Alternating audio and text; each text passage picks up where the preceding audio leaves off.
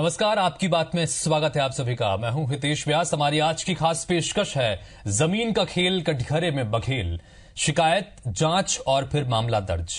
अब विरोधियों के निशाने पर हैं छत्तीसगढ़ प्रदेश कांग्रेस के अध्यक्ष भूपेश बघेल।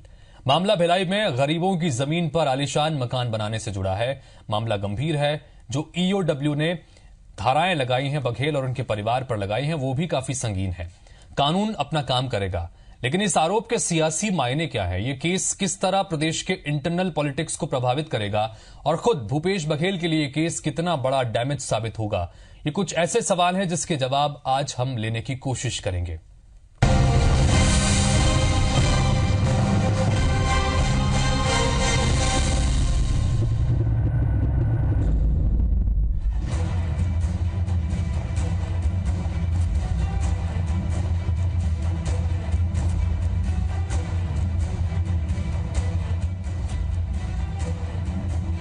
आरोपों के लंबे दौर के बाद छत्तीसगढ़ कांग्रेस के अध्यक्ष भूपेश बघेल पर केस दर्ज हो ही गया। ईओडब्ल्यू यानी आर्थिक अन्वेषण ब्यूरो ने भूपेश बघेल के अलावा उनकी पत्नी और मां पर भी केस दर्ज किया है। उनके अलावा तत्कालीन साडा अफसरों के खिलाफ मामला चलेगा। धारा 120B, 13(1), 13(2) के तहत अपराध दर्ज किया गया है। भूपेश बघेल पर यह आरोप है कि उन्होंने साडा भिलाई के सदस्य रहते हुए अपने पद और प्रभाव का दुरुपयोग किया। बघेल ने गरीबों के लिए आरक्षित 12 प्लॉट्स को अपनी पत्नी मुक्तेश्वरी और मां बिंदेश्वरी के नाम पर अलॉट कराया। अब उन प्लॉट्स में आलीशान मकान बन चुका है। छत्तीसगढ़ राज्य वित्त आयोग के पूर्व अध्यक्ष वीरेंद्र पांडे ने 8 सितंबर 2014 को राज्य सरकार से इस मामले में शिकायत की थी। इसके दुर्ग कलेक्टर से जांच कराई गई। जांच में यह सामने आया कि बघेल की पत्नी और मां ने 28 मार्च 1995 को जमीन आवंटन के लिए आवेदन किया था। इसके आधार पर दोनों के नाम 8136 वर्ग फीट जमीन आवंटित की गई थी, जो LIG मकानों के लिए आरक्षित थी। इनको 6 प्लाट के एक प्लाट बना करके दिए गए थे, जो कि नियम विरुद्ध थी।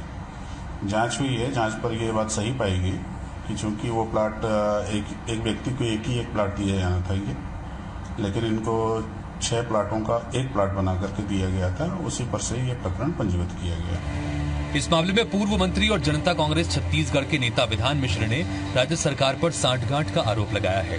उनका कहना है कि सरकार ने जानबूझकर मामले को दबाए रखा। सबसे बड़ा गंभीर मामला यह है कि जांच की रिपोर्ट आपकी 2015 के अप्रैल महीने में आ गई थी और इसको 2 साल तक के दबा के रखा था।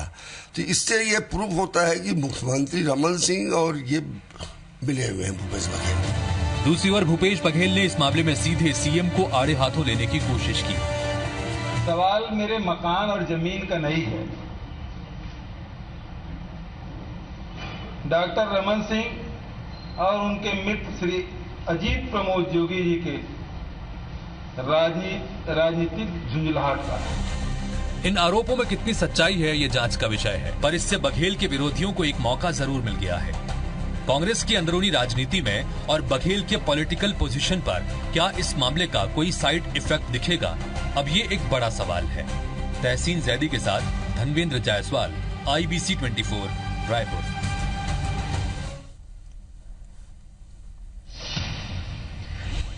तो छत्तीसगढ़ कांग्रेस के प्रदेश अध्यक्ष भूपेश बघेल के ऊपर लगातार जमीन हथियाने के मामले पहले भी आए हैं। ये आरोप उनके ऊपर पहले भी लगते रहे हैं और सबसे बड़ी बात है कि बीजेपी के साथ साथ जोगी कांग्रेस के जो नेता हैं वो भी लगातार उनके खिलाफ आरोप लगाते रहे हैं। लेकिन इस बार ईओडब्ल्यू ने केस दर्ज कर लिया है।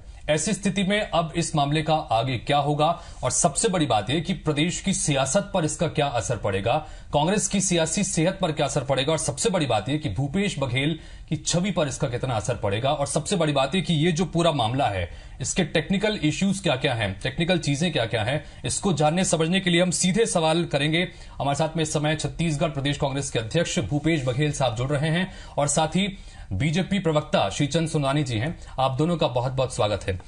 बघेल साहब, सबसे पहली बात यह कि पिछले हफ्ते भर की अगर मैं बात करूं, हालांकि ये मामले बहुत पहले से लगातार आरोप लगते रहे हैं, लेकिन पिछले हफ्ते भर की बात करूं, जमीन हथियाने के 2 बड़े मामले आपके ऊपर आरोप लगाए गए हैं। पहले में आपके ऊपर पूरे परिवार के से संबंधित लोगों पर आरोप था और दूसरी बार में अब ये मामला है जिसमें ईओडब्ल्यू ने अब केस ही दर्ज कर लिया है। इस पूरे विषय पर आप क्या कहते हैं?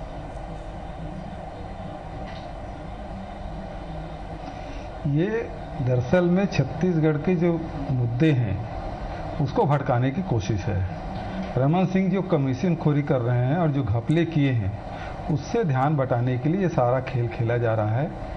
ये रमन सिंह 36,000 करोड़ का नान घोटाला, उनके घर के पते पे अभिषेक सिंह नाम के व्यक्ति जो वर्जिन आइलैंड में खाता खोला, जितने भी यहाँ 1500 करोड़ के शराब कमीशन, और खुद रमन सिंह जी ने कमीशन खोरी की जो बात कही है, इससे फंसी हुई है भारतीय जनता पार्टी। हम लोग प्रश्न ये कर रहे हैं कि भाई ये बताइए कि कमीशन खोरी कब बंद होगा। हम लोग पूछ रहे हैं अजीत जोगी की जाति क्या है, उसके लड़का 3 जगह पैदा कैसे हो गया और अभी तक के जाति के निर्धारण क्यों नहीं हुआ है। हम लोग ये भी पूछ रहे हैं कि अंतागढ़ जो टेप कांड हुआ है उसमें लेन देन हुआ है, उसकी जांच क्यों नहीं करा रहे हैं। ये सारे प्रश्न हैं जो छत्तीसगढ़ की जनता से जुड़ा हुआ मामला है और इस कारण से व्यक्तिगत आक्षेप लगा रहे हैं। इसके पास सारी एजेंसियां हैं, जांच करें, हमें कोई तकलीफ नहीं है। भूपेश बघेल के खिलाफ जितना जांच कराना है कराइए। ठीक है बघेल साहब, क्या आप साफ तौर पर ये कह रहे हैं कि जिस तरह से ये मामला उठाया गया है, कांग्रेस लगातार एक के बाद एक अलग अलग मुद्दों को लेकर सरकार को घेरने की कोशिश कर रही है और आप स्वयं इस मामले को लीड कर रहे हैं। 10,000 जनसभाएं करने का आपने ऐलान किया हुआ है। क्या आपको लगता है कि यही वजह है कि इस तरह से आपके ऊपर केस दर्ज करवाया गया है, यही एक बड़ी वजह है या फिर कहीं कोई गड़बड़ी नहीं हुई है? निश्चित रूप से, और क्या वजह हो सकती है। साडा जमीन अलॉट करती है, साडा डेवलप करती है, बेचती है, और जो सामान्य वर्ग के लिए जो रेट था उस दर पे खरीदी किया गया है। इसमें प्रक्रिया में कहीं कोई गलत नहीं हुआ है। और जब कुछ नहीं मिला है तो ये इस प्रकार से किया। जमीन जब नाप लिए, मैंने कहा कि मेरे कोई जमीन नहीं है, इन्होंने कहा आदिवासी की जमीन हड़प ली है, 272 एकड़ दबा ली है। मैंने कहा उस गांव में मेरी कोई जमीन नहीं है। उसके बाद भी ये इस प्रकार से आरोप लगा रहे हैं, तो ये सीधे सीधे बात है जनता के ध्यान भटकाने के लिए और मुझे दबाने के लिए। और मैं इस प्रकार से दबने वाला नहीं हूं, इनके गिदड़ भपकी से दबने वाला नहीं हूं।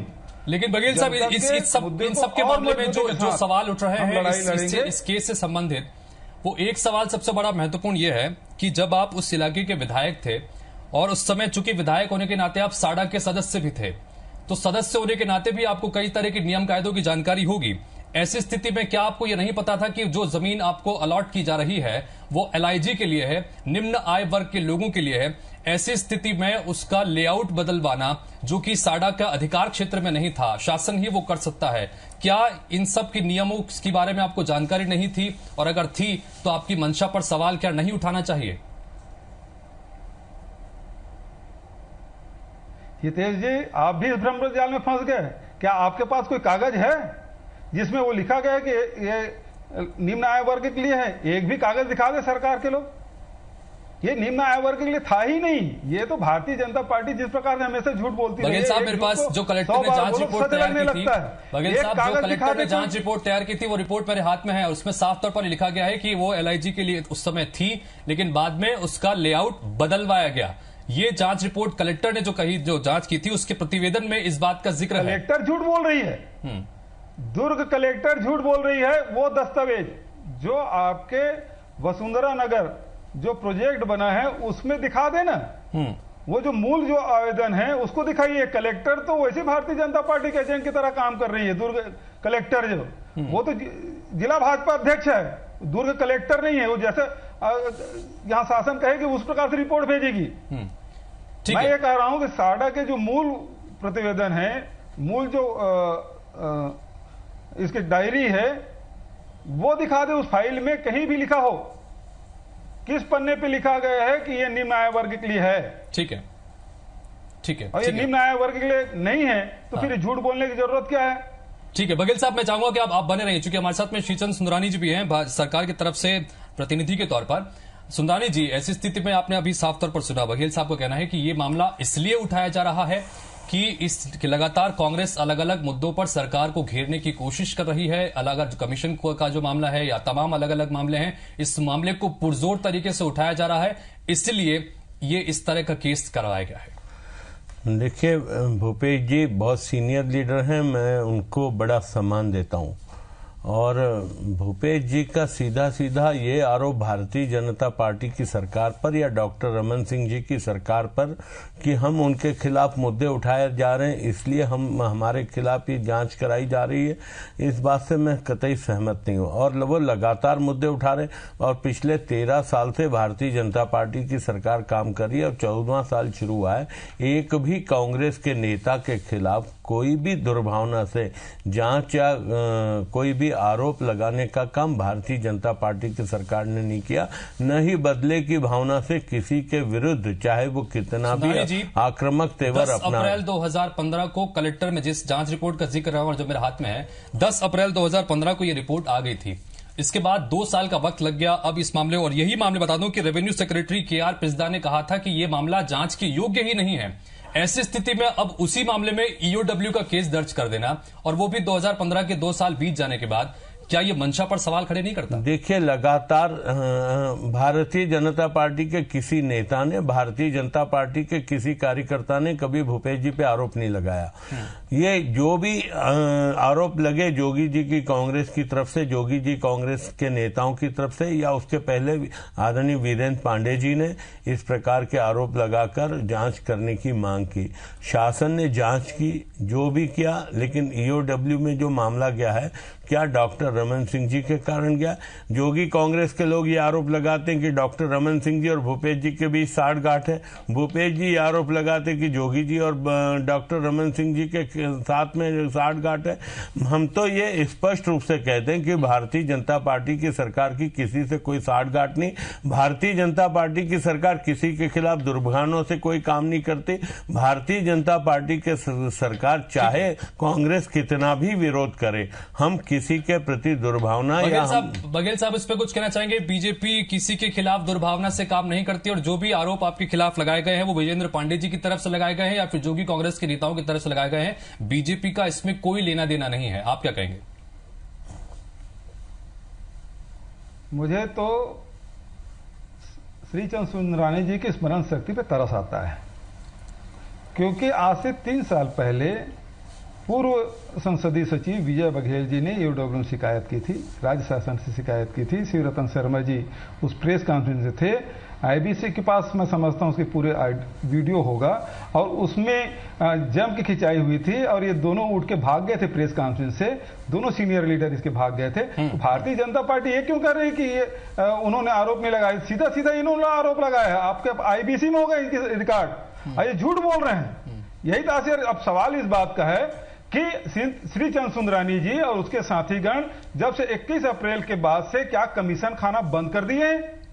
क्योंकि रमन सिंह ने कहा है कमीशन खोरी बंद करिए, तो श्रीचंद सुंदरानी जी ने क्या कमीशन खाना बंद कर दिया है? उसके साथियों ने कमीशन खाना बंद कर दिया है, उनके मंत्रियों ने कमीशन खाना बंद कर दिया है, भूपेश जी अधिकारी कमीशन खाने बंद, थोड़ा सा मर्यादा के बाहर आप जा रहे हैं, आप आक्रोश में हैं और आप मर्यादा के बाहर जा रहे हैं। आप एक उदाहरण पेश कर सकते हैं कि मैंने किसी से कमीशन खाया, और मैं किस पद पे हूं जो मैं कमीशन खा सकता हूं, और किस भारतीय जनता पार्टी के कार्यकर्ता के खिलाफ आपने कमीशन की बात की? कौन भारतीय जनता पार्टी के मंत्री और नेताओं को खिलाफ कोई आप क्यों नहीं EOW में गए? मैं बड़ी मर्यादा के साथ आपका बड़ा सम्मान करता हूं, हमेशा बड़े भाई की तरह आपको सम्मान देता हूं। आपके पास एक भी उदाहरण ऐसा है कि हमने कोई कमीशन खोरी की हो? मैं हमेशा आपके साथ बैठ के चर्चा करने को तैयार हूं, जब आप बोलेंगे कोई भी किसी भी बहस में बैठने को तैयार हूं। ये मामले अगर हम राजनीतिक स्तर पे, अच्छी बात है, कमीशन आप नहीं लेते हैं, बहुत अच्छी बात है, वो उन्होंने नहीं, लेकिन सीधा सीधा मेरे पे क्या श्रीचंद सुंदरानी ने कमीशन लेना बंद किया? मैं किस पद पे बैठा हूं जो मुझे कोई कमीशन ला के देगा? ठीक है सुंदरानी जी, जिस बघेल साहब ने भी जिस बात का भी जिक्र किया, राजनांदगांव में जाकर बघेल जी ने जब एक बड़ी जनसभा की, उसके बाद 4 विधायक, विजय बघेल, सुंदरानी जी, आप स्वयं थे, शिवरतन शर्मा और उपासनी जी, आप 4 लोगों ने एक प्रेस कॉन्फ्रेंस की थी और उस प्रेस कॉन्फ्रेंस को पूरा भी नहीं कर पाए थे कुल मिलाकर आप। यहां पर मामला जो वो भी उठाना चाह रहे हैं, और सवाल ये भी है कि जब जब प्रदेश कांग्रेस का कोई नेता या स्वयं बघेल कोई बड़े आरोप लगाकर मुखर होते हैं, तब ये जमीन का एक एक मामला निकल के सामने आता है। क्या इस जो टाइमिंग्स हैं इन सब एक एक मामले के निकल के सामने आने को लेकर, क्या ये वाकई में मंशा पर अभी तो मैं आपके चैनल पे ये देख रहा था कि 2015 में ये जांच रिपोर्ट आ गई, इनके खिलाफ आरोप प्रस्तुत हो गया, उसके बाद डॉक्टर रमन सिंह जी ने इस रिपोर्ट को दबा के रखा, आपके चैनल पे अभी ये बात चल रही थी।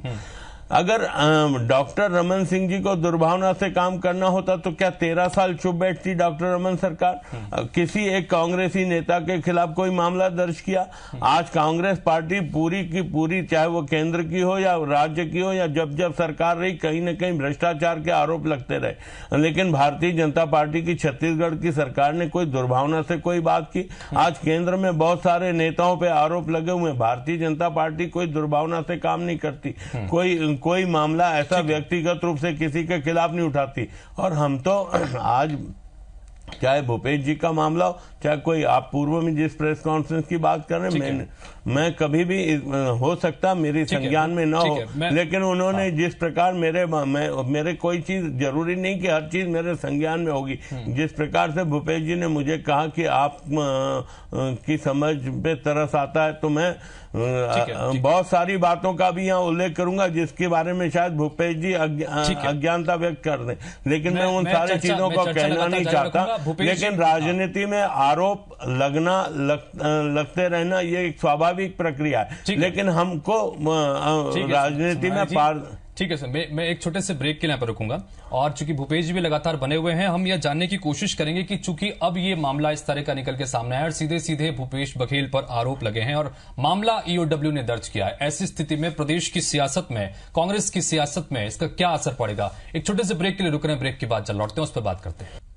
ब्रेक के बाद स्वागत है आप सभी का। हम बात कर रहे हैं छत्तीसगढ़ में एक बड़ा मामला निकल के सामने आया, भूपेश बघेल जिनके ऊपर जमीन को हथियाने के आरोप लगते रहे हैं। ईओडब्ल्यू ने आज इस मामले में केस दर्ज किया। दरअसल दो अलग अलग मामले हैं, लेकिन एक मामले में केस दर्ज किया गया है। स्वयं भूपेश बघेल लगातार बने हुए हैं और बीजेपी प्रवक्ता भी सुंदरानी जी भी लगातार बने हुए हैं। बघेल साहब, यहां पर एक स्थिति है, मैं पॉलिटिकल स्थिति की अगर बात करूं, ये जो एक केस दर्ज हुआ है और आरोप लगते रहे हैं, ऐसी स्थिति में अब पॉलिटिकली अगर देखा जाए, कांग्रेस की रणनीति को लेकर, आगे सरकार को घेरने की रणनीति को लेकर या जो भी अभियान चल रहा है उन अभियानों को लेकर, क्या आखिरी छोर पर खड़े कार्यकर्ताओं के मनोबल पर इसका असर नहीं पड़ेगा कि प्रदेश के कांग्रेस के जो मुखिया हैं उनके ऊपर इतने गंभीर आरोप लगे हैं?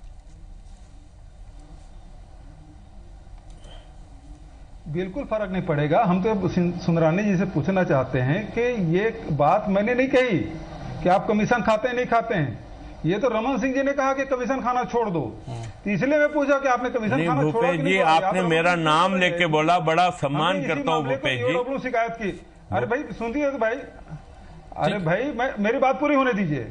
मैंने रमन सिंह जी ने कहा है तो इसलिए मैंने आपसे पूछा है। दूसरी बात मैं कहना चाहूंगा कि इंदिरा प्रियदर्शनी बैंक घोटाला हुआ, आज तक के सीडी कोर्ट तक क्यों नहीं पहुंचा? अंतागढ़ टेप कांड में हमने एफआईआर किया, आज तो उसकी जांच का क्या हुआ? 36,000 करोड़ का नाम घोटाला, उसकी जांच का क्या हुआ? और ये अभिषेक सिंह जो मुख्यमंत्री के पते पे वर्जिन आइलैंड में खाता खोलता है और उसके हम लोग एफआईआर करते हैं, उसकी जांच का क्या हुआ? कोई आदमी कैसे मुख्यमंत्री के घर के पता से कोई खाता खोल लेगा? उसके खिलाफ क्यों कार्रवाई नहीं हो रही है? जांच क्यों नहीं हो रही है? और अभी कमीशन खोरी के मामले में भी ईओडब्ल्यू के पास शिकायत की है, उसमें कब अपराध पंजीबद्ध होगा? तो ये आप अपने सुविधा के हिसाब से ये कर रहे हैं, ये दबाने के लिए, लेकिन इस दबाव से कोई फर्क नहीं पड़ेगा। हमारे कांग्रेस के कार्यकर्ता इस घटना के बाद से और ज्यादा उत्साहित हो गए हैं और पूरी ताकत के साथ ये लड़ाई लड़ेंगे। ये कमीशन खोरी के खिलाफ जो शराब में महाकोचिया बना हुआ रमन सिंह जी, सुंदरानी जी, दबाव की राजनीति आप लोग कर रहे हैं। सुंदरानी प्रकाश पांडे ने कहा कि 1500 करोड़ का जो कमीशन है वो कहाँ जाएगा? सुंदरानी जी, ये जो पूछे हैं आज तक उसका जवाब नहीं मिल रहा। देखिए लोगों को ठीक है, मैं सुन लेते हैं। कमीशन है, ठीक है, सीधा अमर अग्रवाल और रमन सिंह जी के पास जा रहे हैं। ठीक है, इस मामले में कोई कार्रवाई कब होगी? सुंदरानी जी, शराब बेचने का काम सरकार ने अभी प्रारंभ किया, अभी से 1500 करोड़ रुपए कमीशन खोरी कर ली, आपने मान बैठा। आपने 36,000 करोड़ का धान का बजट, मैं कहाँ बोल रहा हूँ? ये तो आपके मंत्री बोल रहे हैं 1500 करोड़ का। भाई कहाँ है आपके पास? नहीं, आदरणीय भूपेश जी, तथ्यात्मक चर्चा होनी चाहिए।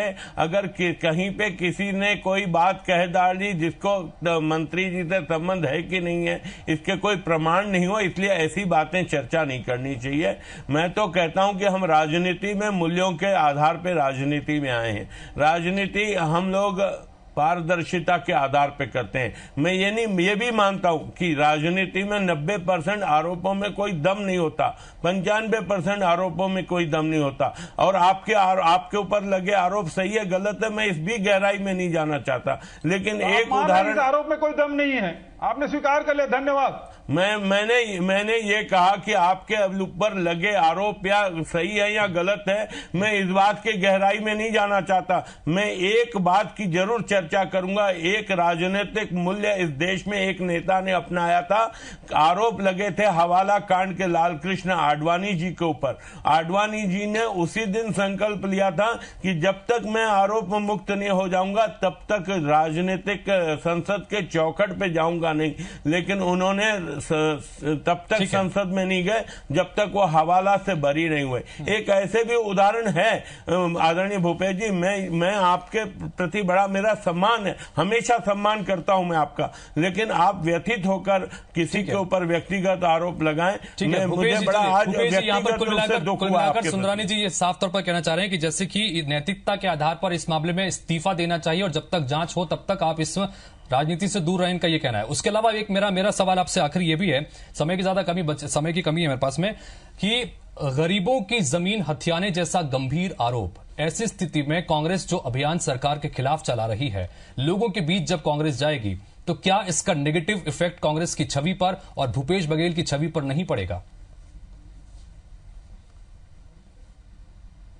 पहली बात यह है कि इंदिरा प्रियदर्शनी बैंक घोटाले में नार्को टेस्ट हुआ था, उसमें सीधा रमन सिंह 1-1 करोड़ रुपया 2 बार दिया गया, उसमें मंत्रियों को 2-2 करोड़ रुपया दिया गया था। तो वो तो शासकीय एविडेंस है, तो क्या रमन सिंह से पहले इस्तीफा दिलवाएंगे? नंबर 2, ये जमीन है वो गरीबों के लिए था ही नहीं, कभी नहीं था, किसी रिकॉर्ड में नहीं है, और ये झूठ बोल रहे हैं। और आपके मूल जो नस्ती है साडा की और वसुंधरा नगर की, उसमें आप देख लें ये गरीब के लिए नहीं है। अरे हम लोगों ने 160 एकड़ जमीन भिलाई स्टील प्लांट को बनाने के लिए दिया, 40 डिसमिल जमीन हमने गायत्री मंदिर बनाने के लिए दिया। हम लोग गरीब की जमीन लेंगे? हम लोगों ने दान दिया, देश निर्माण के लिए दिया हुआ है साहब। हमारे दादाजी माल गुजार थे, उनके पास हजारों एकड़ जमीन थी, हम लोगों ने राष्ट्र निर्माण के लिए जमीनें अपनी दी है। भूपेश जी आप सीधा बताइए ना, क्या जनता के बीच में छवि पर असर पड़ेगा कि नहीं पड़ेगा? भूपेश जी क्या जनता के बीच में शासकीय जमीन कब्जा कर लेते हैं? भूपेश जी क्या अपनी जमीन दे के मंदिर बनवाते हैं? भूपेश जी क्या आपकी छवि खराब होगी जनता के बीच में? क्या जनता के बीच में कांग्रेस की छवि पर असर पड़ेगा इसका? ये हमेशा इस प्रकार से बोलते रहे, कुछ फर्क नहीं पड़ा। मैं 4 बार पाटन क्षेत्र जीत के आया हूं। ठीक है, बहुत बहुत शुक्रिया, बहुत शुक्रिया भूपेश बघेल साहब। अब छत्तीसगढ़ की जनता जान चुकी है, इससे कुछ फर्क नहीं पड़ेगा। धन्यवाद। ठीक है, बहुत बहुत शुक्रिया भूपेश बघेल साहब, और सुंदरानी जी आपका बहुत बहुत शुक्रिया। कुल मिलाकर ये केस दर्ज हुआ है भूपेश बघेल पर। अब इस केस में कितनी सच्चाई है नहीं है ये तो जांच का विषय है, लेकिन कुल मिलाकर राजनीति को ये जाहिर तौर पर यह मामला अपना प्रभावित करेगा। प्रदेश की इंटरनल पॉलिटिक्स के साथ साथ कांग्रेस की राजनीति पर भी इसका कितना असर पड़ेगा या नहीं पड़ेगा, ये आने वाला वक्त बताएगा। फिलहाल इस बुलेटिन में इतना ही। नमस्कार।